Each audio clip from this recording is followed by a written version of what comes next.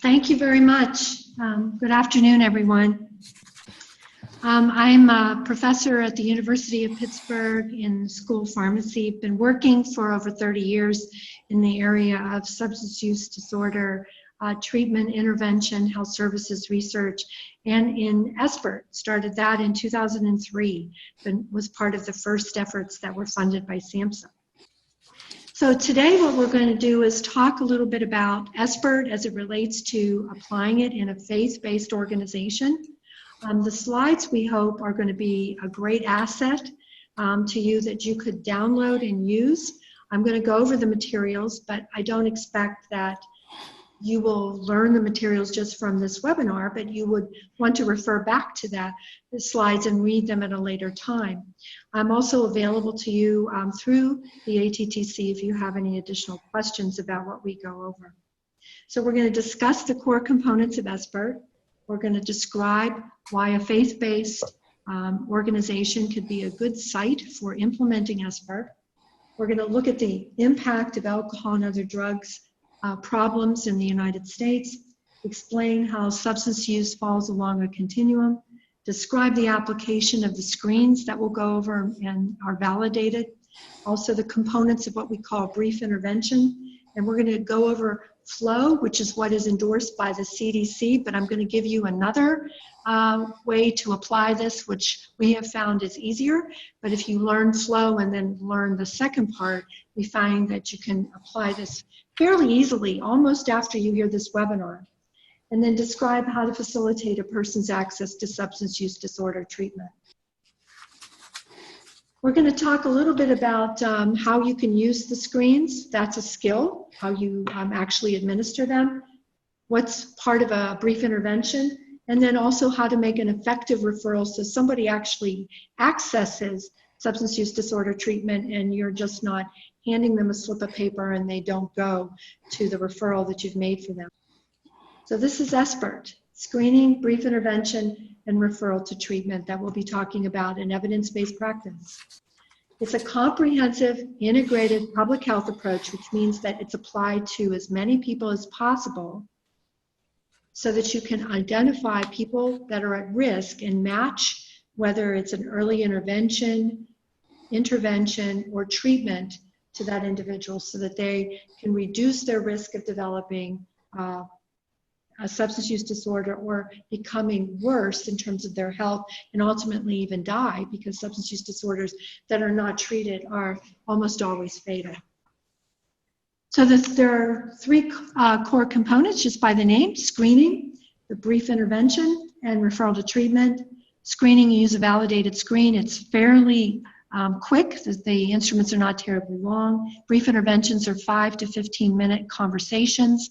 And then the referral to treatment is making a referral when an individual scores that they would likely need that referral or further clinical assessment so that they're likely to get there. So where can you implement SBIRT? Since they started to roll SBIRT out in 2003, they've implemented them in all of these sites: emergency departments, hospitals, justice settings, magistrate offices, schools, primary care, specialty medical and wellness practices, pharmacies, universities, workplace wellness programs, and faith-based programs. There's an increasing number of faith-based organizations that are looking at SBIRT as part of their counseling programs that are integrated into their programs. So why this matters is you are going to encounter individuals who use alcohol, tobacco, and other drugs in a variety of settings in a way that's not healthy. We know that we have an enormous amount of individuals who are using alcohol, tobacco products next, marijuana, and this is increasing as states decide to decriminalize. Cocaine, heroin, as many of you know, is an issue, especially with fentanyl related substances or synthetic opioids, hallucinogens. Methamphetamine is now on the rise again in many areas, and then prescription drug misuse, which in some cases fueled some of the overdose crises that we've seen throughout the country. So the impact of substance misuse is fairly significant, and many people argue it's one of the biggest problems we have with respect to healthcare and public health. Over close to 500,000 people die each year due to tobacco products. About 88,000 suffer alcohol-related deaths each year. Over 50,000 overdose on illicit substances, and about $740 billion, $750 billion, are spent annually covering the issues that are directly or indirectly related to substance misuse. But we also know that 1 out of 10 people actually receives treatment. So we've got all this exposure and all this harm and all this cost, and not a systematic way of identifying people early enough so that you might be able to reduce their risk later. So what are some of the physical and mental and social effects of substance misuse? We know that it's associated with many of these diseases: cancer, GI, cardiovascular, mental health effects, memory loss, depression, anxiety, irritability, mood swings, social effects, trouble maintaining healthy relationships, unemployment, criminal offenses, and financial difficulties. All of these are related to substance misuse. Most people think that what we're doing is only trying to get the top of the pyramid. Those are people at highest risk, but they're actually, every person that you meet has some risk for having an effect from substance misuse. It could be low risk, and that's especially the case for individuals that never drink or use any sorts of illicit substances at all, or tobacco. Hazardous risk, which means that there is a risk, especially over time, or there may be a risk in a specific time, when, in the case of binge drinking, for example. Harmful risk means over time the individual has increased risk. Many of the physical issues that were mentioned in the slide, memory loss and being another, are things that are harmful. I also like to point out that for women who are postmenopausal, drinking at certain levels can raise their risk of breast cancer as much as hormone replacement therapy. So you have to understand that this is not something that we just need to ignore. So substance use disorder is, of course, the top of the pyramid. It is meaning that the individual has a diagnosis, they have a form of a disorder that through this diagnosis has been verified, and it's usually classified in 3 ways: as mild, moderate, or severe. It's usually not terribly prevalent in any given setting, but it can be as much as 2% to sometimes as much as 20 to 30% in some settings, depending on the setting itself. Criminal justice settings can have even higher percentage of individuals that have substance use disorder. So the aim of SBIRT is not really to identify the individuals at the top of the pyramid. It's actually to identify individuals who are in the hazardous or harmful range. And those are a much greater percentage of the population, any given population. So depending on the setting, it could be 15 to 40% of individuals are engaging in hazardous use. The large majority of the population, however, is in the 55 to 80%, meaning that they are actually in the lower risk level. So the benefits of SBIRT, it's been associated with decreased usage, believe it or not. Even the screening, even asking the questions, seems to be increasing evidence it's associated with decreased usage. About 50% decrease in injuries requiring hospitalization. So in other words, if you may have ended up in the hospital because of your use of alcohol, you're less likely, if you've received SBIRT, to end up in the hospital again because of alcohol use, such as through falls or accidents. And substance use disorder itself is a perfect example of what we call a biopsychosocial spiritual illness.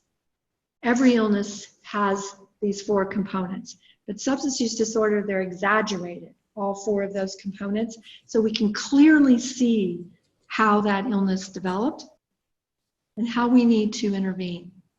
So any problems with our body, that is bio, our mind, which is the psycho part, and the social situations will also likely affect us spiritually. Everything is related, and for those in faith-based organizations, they know this very well. Faith-based organizations are in a perfect position to help individuals who have a substance use disorder or at risk for one to heal in each of these four areas. And this is becoming increasingly the case as faith-based organizations become an important part of the community as a center for healing. Next slide. Faith-based organizations can become like a family and provide acceptance and compassion. For many individuals, this church family can be closer than their actual biological family. The spiritual healing that often is associated with recovery, which is what we call when someone stops use and starts to socially, psychologically, and biologically heal, can be reinforced through a faith-based organization's faith practices and beliefs, such as, for example, a belief in grace. Next slide. Sometimes faith-based organizations can cause impediments to an individual's recovery if the individual feels that the faith-based organization or community will reinforce their shame, remorse, need to be punished, or feelings of abandonment. An increasing number of faith-based organizations recognize the opportunity they have to provide a place for healing to their members and to those who seek this healing from members of the community who aren't necessarily members of their church family. The rates of faith-based counseling and crisis intervention services are definitely growing throughout our country. Along with the desire to provide healing, faith-based organizations are also learning that providing services such as SBIRT must be provided with what we call cultural humility. So faith-based organizations can support the four aspects of a substance use disorder or risk for substance use disorder in an individual. Medical healing, they can make referrals to an emergency department, primary care, drug and alcohol treatment. Psychological healing through counseling. Sometimes mental health counselors are embedded within faith-based organizations, or they can refer out to them. Social healing through the fellowship provided by the church community, the provision of food, clothing, basic needs, and referrals for other social services that often happen through the counseling services. And spiritual healing through the ways faith-based organizations best accomplish all of these things. So let's go back to SBIRT and see a little bit more about it so that we can understand how it could be applied, especially in a faith-based organization. First of all, what SBIRT does is it helps us to change our understanding of substance use problems. It has redefined how we identify them. So we're identifying them earlier by people that may be just over the limit or maybe over the limit periodically, or don't really understand what the limit means. And it redesigns how you can provide linkages to treatment, for example, that can be done almost anywhere. I've seen this done in magistrates' offices where somebody, a youth usually comes in, has had trouble in school, they find out that they were drinking in school, they do SBIRT. SBIRT indicates that they may need drug and alcohol treatment, and through the magistrate's office, they're making a referral to a drug and alcohol treatment provider who has linkages to that magistrate's office. This is the same that could occur in a faith-based organization. So here, let's go over the drinking limits. The drinking limits sometimes surprise people. If you find individuals as you screen them, and we'll talk about that if they're men less than 65 years of age and they're drinking more than 14 drinks a week, that's considered to be in the range of hazardous use. If they're drinking more than 4 drinks in any occasion, that is also considered to be hazardous use. 3 is the limit for drinking in an occasion for women, and then also having 7 or more drinks in a week for women or for men who are younger than 65 is considered to be a threshold for hazardous use for alcohol use as well. Next. But then what is a standard drink? Everyone thinks that a standard drink is often less than it really is, or more, I should say, than it really is.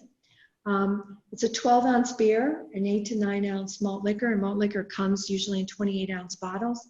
A 5-ounce wine in a wine glass, often they are 8 to 10 ounces, so it would be less than half in a wine glass, and a 1.5-ounce liquor, which is about a shot, but a little bit perhaps below the line of the rim of what a shot glass would be. So we're talking about no more than 7 or 14 for men and women, and no more than 4 or 3 at a time of those kinds of drinks at that level, at that volume. Did you know that 60% of people are not familiar with what a standard drink means? And 40% of people reported knowing the definition of a standard drink, and less than 50% were correct. So that's why we put that slide up, so that you can actually see when you talk with folks that when they say, well, I have no more than 7 drinks a week, and you ask them, well, what is it? Is the size of the drink? And they say, well, I pour it into a large drinking glass, or into one of those red Solo cups, and it's more than half filled. You know that's more than 5 ounces if they're talking about wine, which means that it's way more than 7 drinks. And this is part of how you educate in the intervention and ways that people can learn to cut back. So why are they lower for women? Because they have less water in their bodies, therefore they can have a higher blood alcohol concentration. They're more vulnerable to alcohol-related organ damage, and they metabolize alcohol at different rates than men. And that's the reason. So how do we determine what type of intervention or risk level an individual is in when we are speaking with them, or they come to us for a counseling session, whatever the story may be? So screening is part of SBIRT. That's the S in SBIRT. And it means that you apply the screening to every individual who's part of whatever it is that you're applying the SBIRT services to, such as everyone who seeks counseling, everybody who's using a specific outreach service, etc. And the screening instrument is supposed to quickly assess what their risk level is. Next slide, please. So the healthcare system has all sorts of screens that go on, but one of the things we do when we sell SBIRT to healthcare providers is we tell them it received a B rating regarding effectiveness from the U.S. Preventative Services Task Force, which is the same rating assigned to obesity, diabetes, and breast cancer screenings. So that tells you that based on the evidence, the U.S. Preventative Services Task Force sees this as a very important screening process that should be applied. They believe in every primary care office all the time.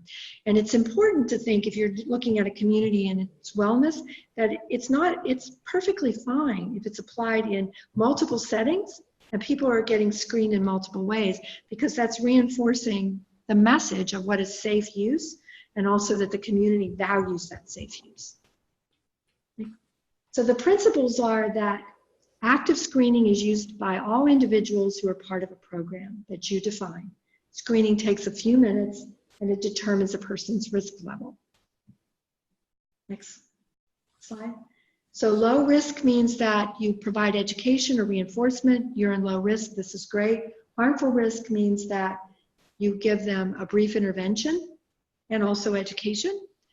Hazardous means that you provide them with a brief intervention and what is called brief treatment, which may mean they come back for 6 sessions with a counselor that may be part of your program. And then high risk means that they're referred to treatment. And that referral is part of what you do with your intervention. Next slide. So here are the screening instruments. We're going to quickly go through those. There's actually 2 questions. So that's pretty quick. One is a single question for alcohol and a single question for drug. If those are positive, then we have full screens, which is an audit and a DAST. So let's go through those questions. The single questions come from the National Institute on Alcohol and Abuse and Alcoholism and the National Institute on Drug Abuse and NIDA. And they're often used together.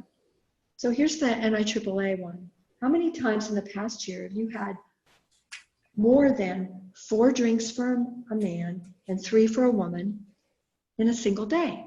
And if they answer at least 1 or greater, then you would then do the full screen. Next.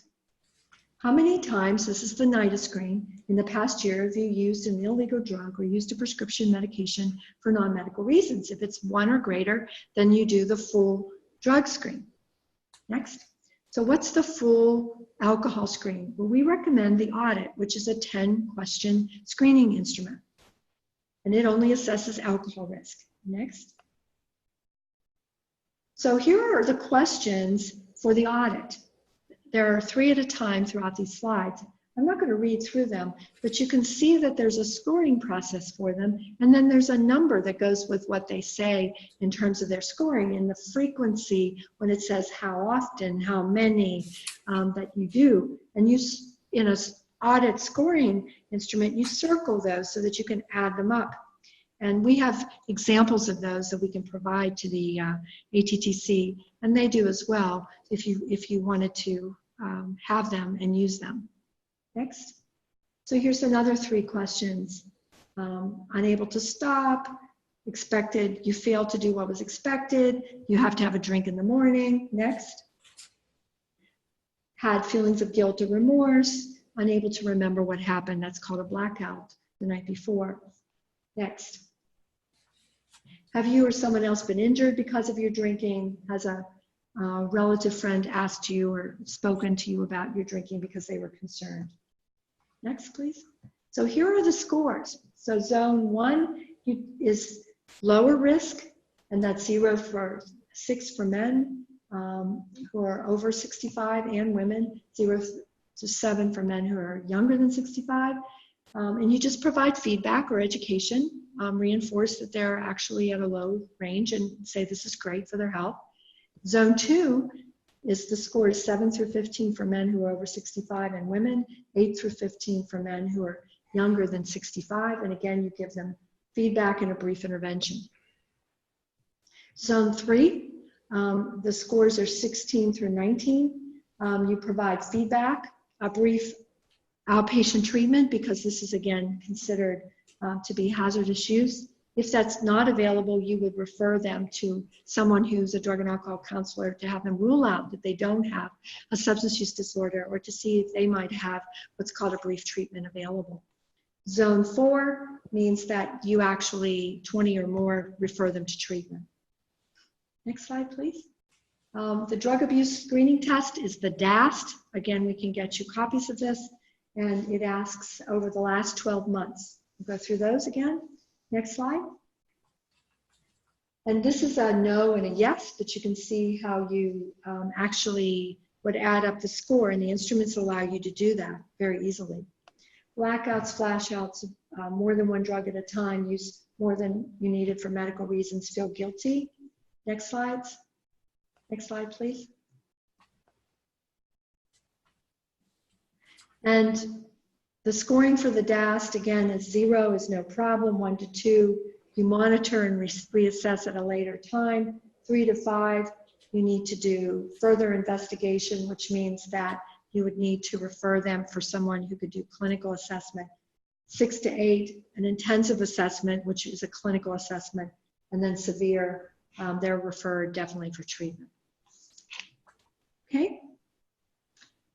So in a counseling session, so let's assume that's the way this is being provided in a faith-based organization, you would give universal screens to everyone who comes in for counseling. And then for those that screen positive on the 2 questions that I mentioned, then you would do the full screens. And then based on the scores, you determine whether they get education, a brief intervention, referral for clinical assessment, if there is brief treatment, or referral for treatment. Next slide. So let's talk about the brief intervention. because the brief intervention can be provided as part of the counseling looking at the screening scores and is often done by people who are not trained to be counselors. You can be trained to do a brief intervention and actually be very similar in characteristics to the individual that you're providing the brief intervention to. And a lot of this is done through outreach. A lot of organizations do outreach, and this can be done in the streets, it can be done in the home, wherever. It is a dialogue to try to strengthen the person's motivation and commitment for positive behavioral change. It's not telling them what to do, it's helping them come up with the idea to do what would be best for them. Next. So the components of a brief intervention are feedback. So it's going over the assessment or the screening and saying, here's what we found. Exploring the behaviors related to their substance use, that the fact that they've lost their job, their marriage is over, they're living on the streets, etc.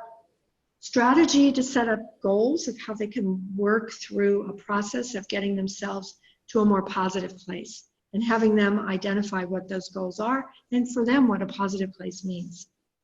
Next slide. So we're going to go through the flow process, which is what the CDC recommends. That's feedback, listening, and options.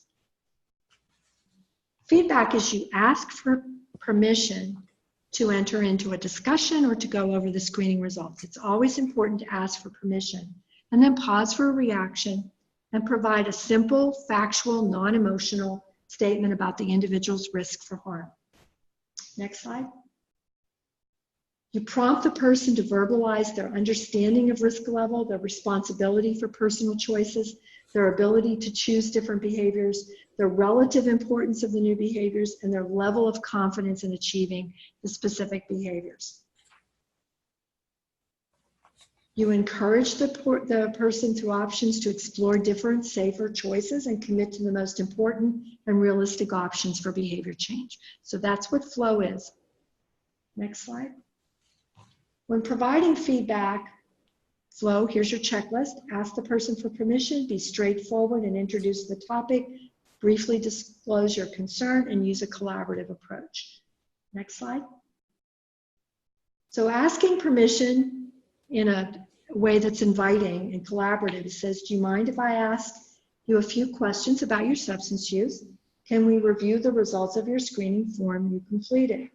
This shows that this person has a right to say yes or no, and they have autonomy over their behaviors. Next slide. You can take a pause at that point. You don't want to rush through the interchange that you're having, because that shows you don't really want to stop and listen. You really want to give them time to think. Next slide.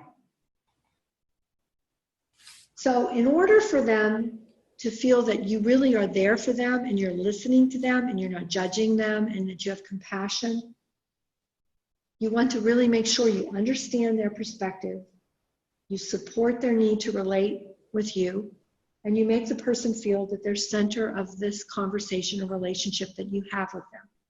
Next slide. So we use motivational interviewing, which is part of the brief intervention. And it's not motivational interviewing counseling, but it's principles of motivational interviewing. So BIs that are effective adopt the spirit, strategies, and skills of motivational interviewing. So I'm going to go over what those are. So it means that you have a partnership with the person. You're not standing over them, telling them what to do, acting like a parent. You have compassionate, and you prioritize their well-being. You draw upon their wisdom and their internal motivation to want to do what's right for them. You honor their absolute worth and respect their right to make informed choices. And you show empathy, not sympathy, but empathy. Next slide. So the core strategies, again, are empathy, which is you see the world as the person sees it. Self-efficacy, which means that you believe that they can change and have the ability to do it. You develop discrepancy, which means that they want to be able to spend time with their children, but if they continue to use, they can't.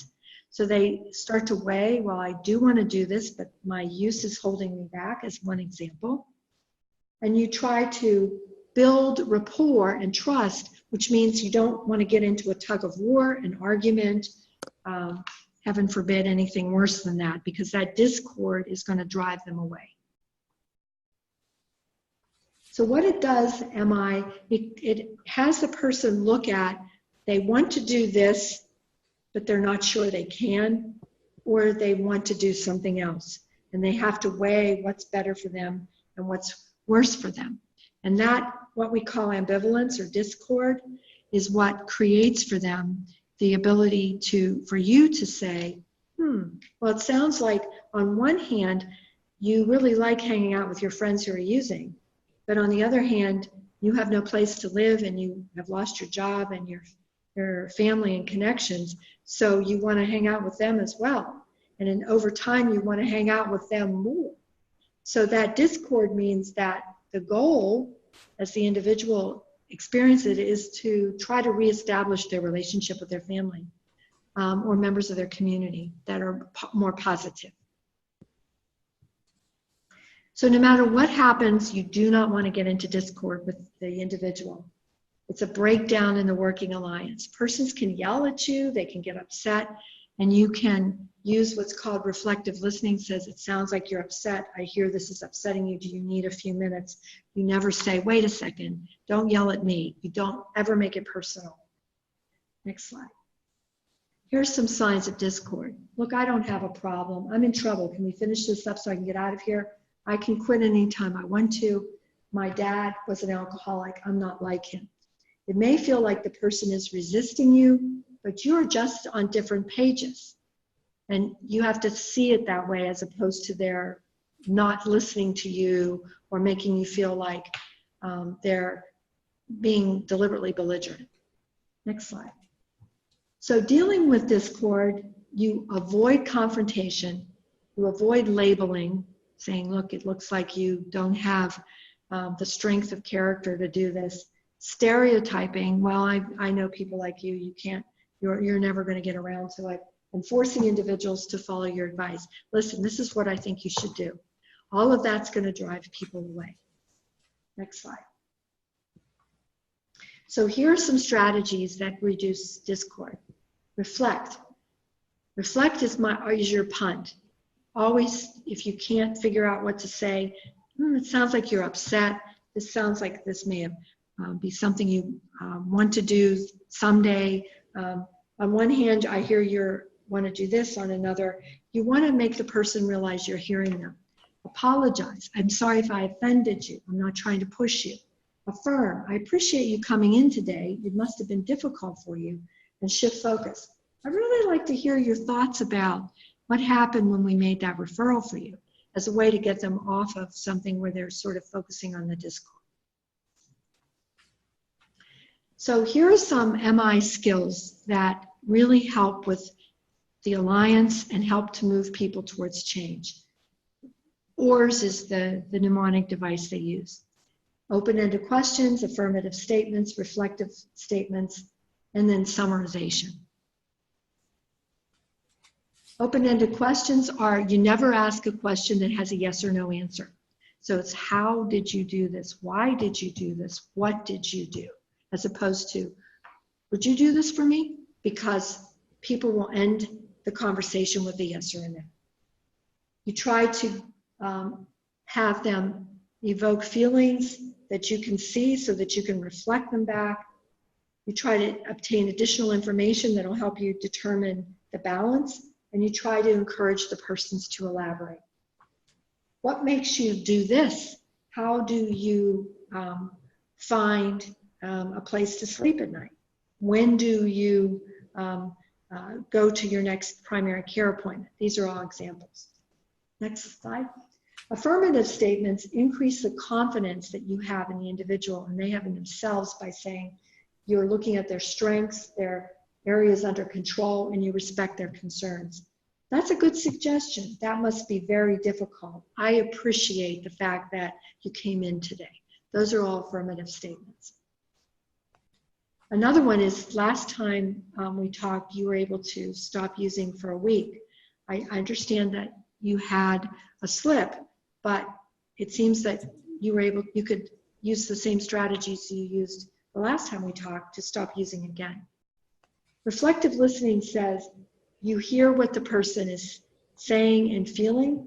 It requires continual awareness because you have to listen. You have to really listen and be in the moment with that individual. It assures the individual you're listening. You wonder if I can see why.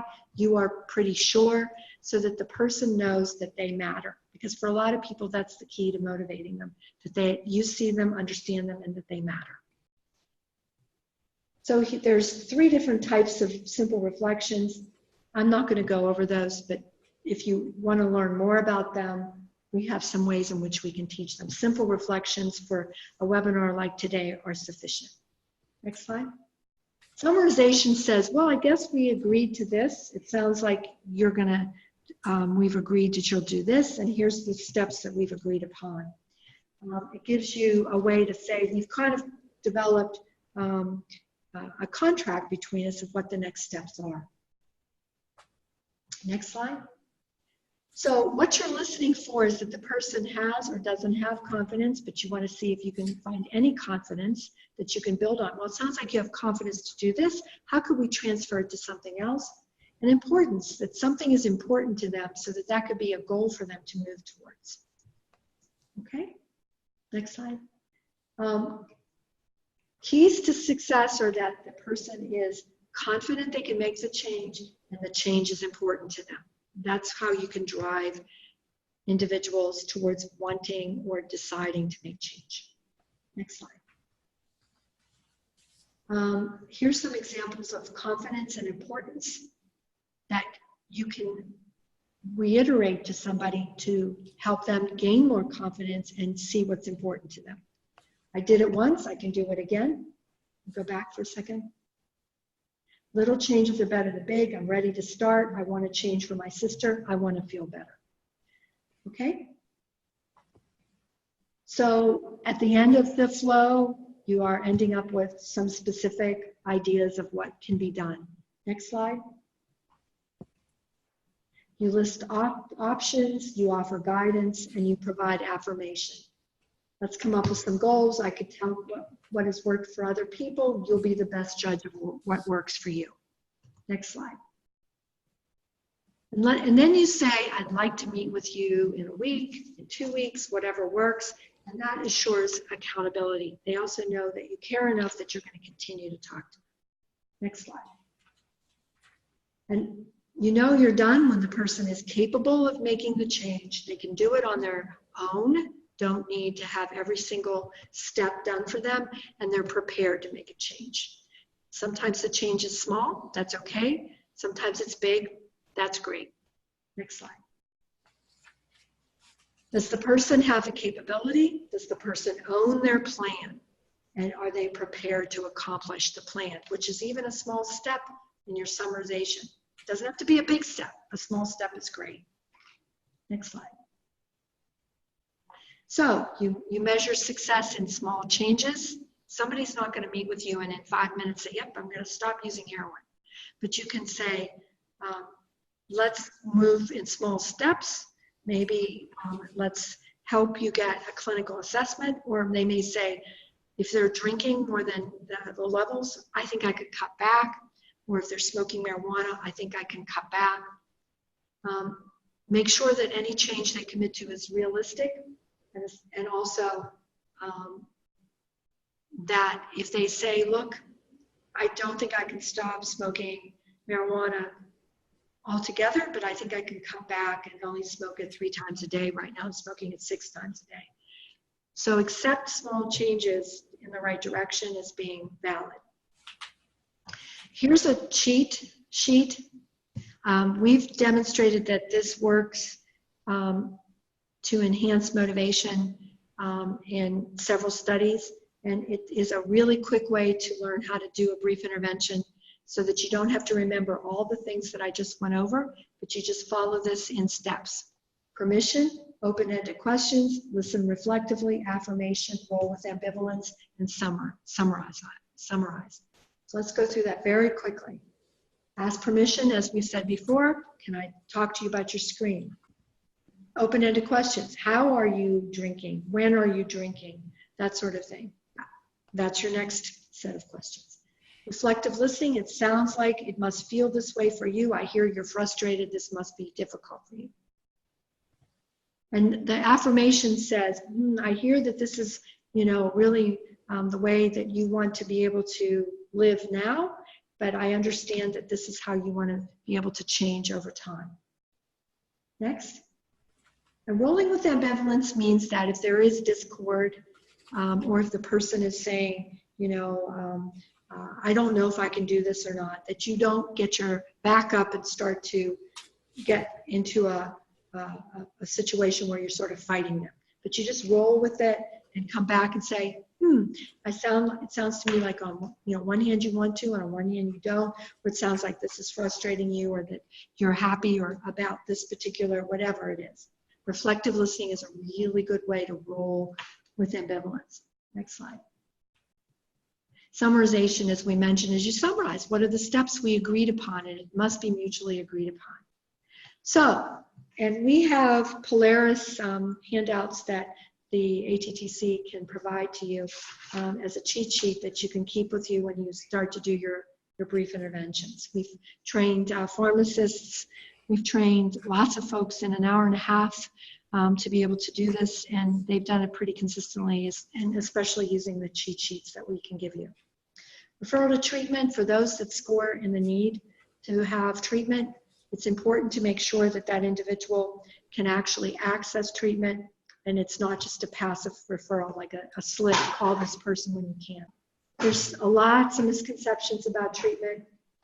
It's not a disease. It is a disease. It's not a moral failing. Treatment for substance use disorder is more effective than treatment for diabetes, cardiovascular disease, and patients are more compliant, believe it or not. Addiction is like diabetes. This patient just needs a prescription for methadone. Actually, the fact is, evidence suggests that this kind of thing like methadone are less effective unless they're combined with psychosocial counseling, which is treatment. Treatment doesn't work. This person went to detox 3 times. Detox is not treatment. I've sent the individuals for psychosocial treatment. It doesn't work. They never change. Length of stay, treatment completion are strong determinants of success. Psychosocial treatments have been shown to be effective at the right dose, and as I said, more effective than treatment for diabetes and cardiovascular disease. A lot of the problem is people don't stay long enough because it's not paid. Insurance doesn't pay them, or the programs don't know how to engage them. Next slide. Recovery, which is the process of change. The individuals improve their health, their wellness. They lead a self-directed, continuously self-learning life, and they strive to reach their full potential. So that's recovery starts when the person says, I need help, not when they stop using. And it is a process that continues throughout their life. People that, as they call, work their recovery, they continue to do that every day of their life as long as they live. Common elements of recovery are treating addiction as a chronic disease that can enter a stage of remission, doing recovery as a lifelong journey, understanding complete abstinence from a substance use is not a realistic goal, especially initially, and addressing whole person wellness beyond simple substance use behaviors or patterns. Next slide. The road to recovery is actually this path of identification, willingness, assessment, direct linkage, and treatment impact. Individuals do better when connected to some form of intervention or treatment. Next slide. Patients who meet the diagnostic criteria for substance use disorder and also may have other co-occurring mental health disorders may need a referral to a program and should receive a referral to a program that can actually handle both situations. And if you don't know what that program is, you can find by calling your local county resources to find a list of programs that provide both mental health and drug and alcohol treatment concurrently. Next slide. Specialized programs exist throughout the country, depending on your area. They may be in your area or not. For pregnant women, women with children, that's a problem. Often when women go into treatment with or without their children, intravenous drug users, veterans, persons involved with the criminal justice system, overdose survivors. There are many others as well. motivating a person to engage in substance use disorder treatment and recovery support services. When you keep talking with them, they keep seeing how their life is not going in the direction they want it to go in. If you understand that the treatment is the step for them, but you continue to embrace them without judging them, you can increase their willingness to move forward into treatment. So the referral is very important. You need to make sure that you show the screening results, the way their life is going, indicates that the connection is important. You show genuine interest, active listening, you are non-judgmental, and you explain your role and your concern for helping to connect them. Connecting them to treatment in your areas, there could be a central intake that you could connect the individual to. They can receive assessment and referral from there. There can be individuals who can come to your location, recovery support, outreach. There can be programs that can do intake and then refer to the appropriate level. These are all the levels that typically exist within a region. And so you have to kind of do your homework to find out what's the best way and be able to try to be as good as possible in linking that individual with their care. Next slide. So you want to look at issues such as work schedules, cost, insurance, and whether there are medical concerns that the individual needs to be in a location where the medical concerns will be taken care of as well. And again, there are folks within your region and county that can help you understand these components and how they relate to making a referral. Next slide. So these are, quickly I'm going to go through behavioral therapies. There's different kinds of behavioral therapies that an individual may also be referred to that may require family therapy, things of that nature. Next slide. 12-step programs. A lot of folks feel that they are helpful, some do not, but there's a list of programs in your area that are open and closed, and you can get recommendations of which may be better for specific kinds of individuals in terms of what their life experience is. Next. Recovery support services. Many areas have these where they can actually have individuals who work with the individual you've identified to come to their home, where they live, come to your counseling session, help them navigate through and get what they need, not only treatment, but social services and basic needs. Next. Harm reduction, maybe needle exchange, naloxone that will be given to an individual so that they are less likely to die as they're grappling with whether and when they want to access treatment. Next, medication-assisted treatment. There are specific kinds of medications that the literature is indicating, especially for opioid use, will greatly enhance the individual's chance that they will achieve recovery and also remain within treatment. And you can find those within your area, and they can work with you in terms of referral so that you can link that individual with the MAT that's best for them. Next. Halfway houses, where recovery homes where they can live and then also gain outpatient treatment and sometimes work. Next. And the most important thing is that these linkages should be direct. They're called warm handoffs, that you shouldn't make a passive referral and say, here's a slip, because the chances somebody will go is less than 30%. If you take them to the place or you provide active transportation, the chances of them accessing that referral is over 70%. So it's a big difference. Next. And these are the following individuals that have specialized understanding about making the linkage or can provide treatment to individuals who come in for counseling in a faith-based organization. Next. And here are some of the issues that you can work on with your counseling service, or you can have individuals in your community through specific services work on with the individual to reduce barriers to them accessing care. Transportation, by the way, is the most common barrier, especially in rural areas.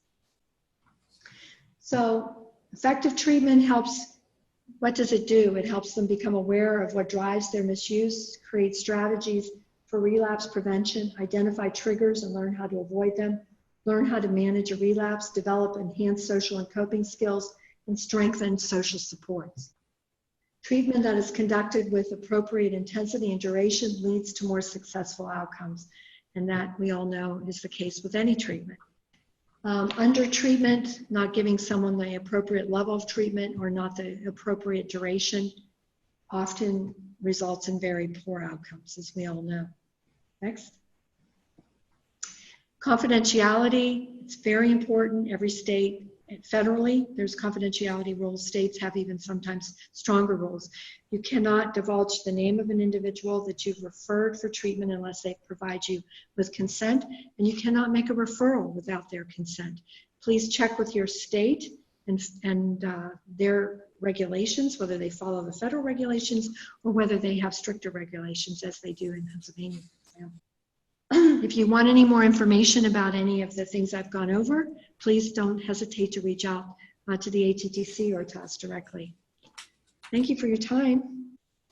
Okay, we have a few minutes left, and if there are any questions or comments, please go ahead and put those in your chat box if you have any questions for Dr. Pringle. Okay, Dr. Pringle, Mary's asking for your email. Is there a question? Go back and put that there. There's a queue. Yeah, she's asked for your email.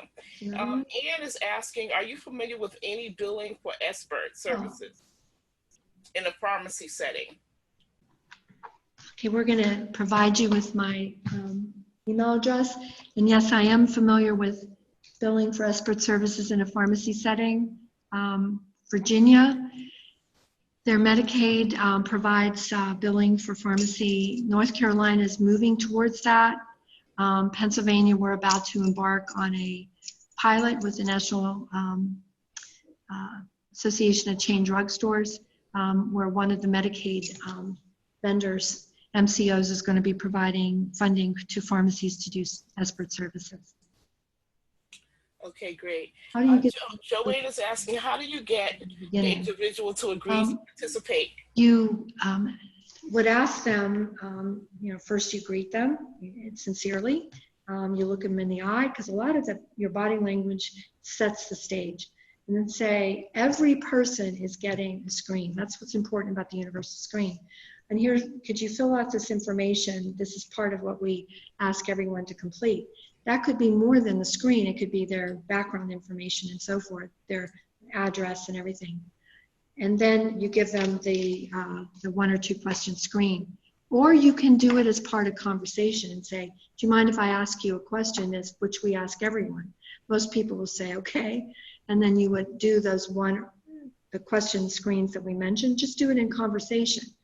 Get used to it, practice it over and over again, in your room to yourself until you feel very comfortable asking those 2 questions. And then based on that, say, do you mind if I ask you a few other questions, or could you complete this, because that would be the next step. And then if they get squeamish, you always say, my most important thing I can do is make you feel that your health and wellness, and if you want to say your spirit, your body and mind are very important to us. And this is how I can best help you. Usually people will react to your sincerity. I've found that to be mostly the case. Okay. There's another question. I'm wondering how you may define... How do I find spirituality, and in what ways is it different from that of religion? Yes. Spirituality, this is a good question. I'm probably not going to have the most rigorous definition, but to me what it means is that you actually see that there is something bigger than yourself in the world, and that this is a power. In the AA parlance, they call it a higher power, a God, however you want to look at it, that actually provides meaning to you and that you can tap into as a way to find direction in your life. That it actually sets for you a higher order and purpose to your life. This is important to people that are misusing drugs and alcohol, because a lot of times the only thing that's important to them is their drug or their alcohol. And finding a higher purpose or there being a higher power starts to make them believe that they want to be able to change about turning their life over to the drugs and alcohol, but instead maybe turning it over to a higher power. Religion, I think, is a set of specific beliefs about how they look and define that higher power, that power greater than oneself. One defines it in terms of Christianity, Judaism, Islam, however individuals decide to do that. And there are specific faith-based rules and ways in which one looks at that. That's how I look at it. I hope that was helpful. Yeah, the slides are available through the ATTC. Yes, you will receive the PowerPoint, and that's why there's so much information, so that you could almost read it like it's a booklet or a manual, and you could learn from it. And after I've gone over it, hopefully as you read it, it will come back to you, the points.